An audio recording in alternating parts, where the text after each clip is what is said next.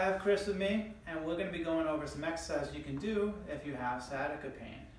One of the leading causes of sciatica pain is the weak hips. If your hips are weak, your spine might be in the wrong position. That leads to compression of the nerve, and hence you have some pain.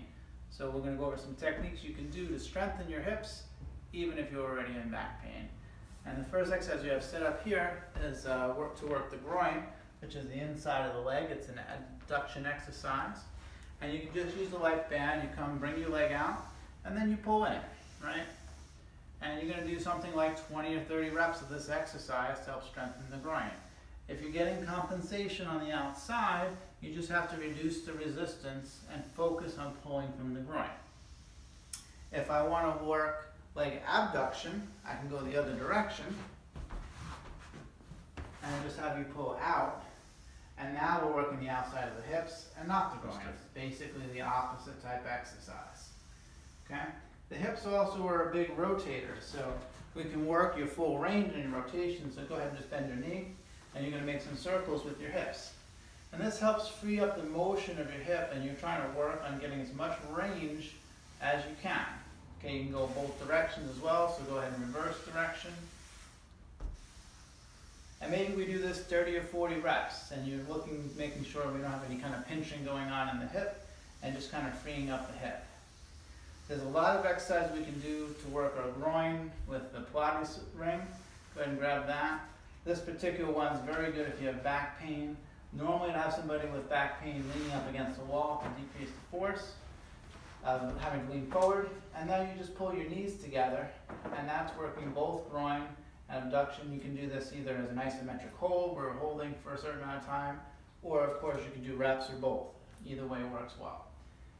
Next I'm going to show you some variations on the mountain climber that you can do.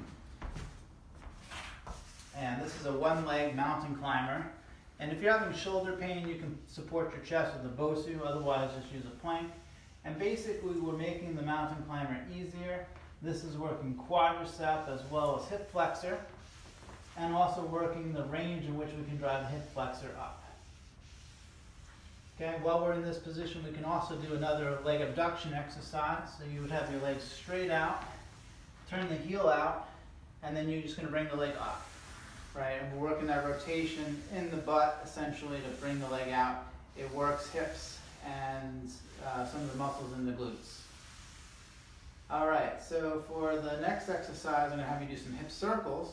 And you're basically going to draw big circles with your knee, getting the knee to do everything that it's supposed to, like if you're going up steps or going running. And you can, of course, go the other direction, right? We can go in and we go out. These are kind of testing and improving our range of motion. If I have you lay down on the floor and I have you have your legs straight, and I want you to just lift your leg up as far as you can. Don't bend your knee though, keep your knee straight. Good, lift up here.